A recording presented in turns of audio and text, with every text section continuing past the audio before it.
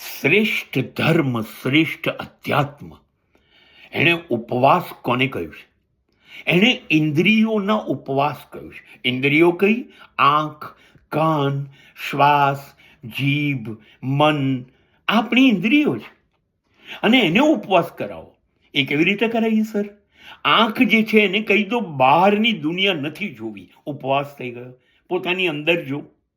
કાનને કહી દો દુનિયાની વાતો નથી સાંભળવી, મારી અંદરથી ઉઠતો અવાજ સાંભળ.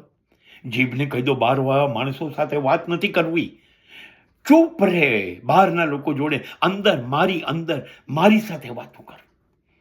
અને મનને અને શ્વાસને કહો નિયંત્રણમાં રહો, મારા વિચારો, હું કહું એ પ્રમાણે વિચારો, બહારના દુનિયામાં રખડો નહીં, મને રખડાવો નહીં. શ્વાસનું નિયંત્રણ રાખો, વિચારોનું નિયંત્રણ રાખો. આ છે આપણી ઇન્દ્રિયોનો ઉપવાસ.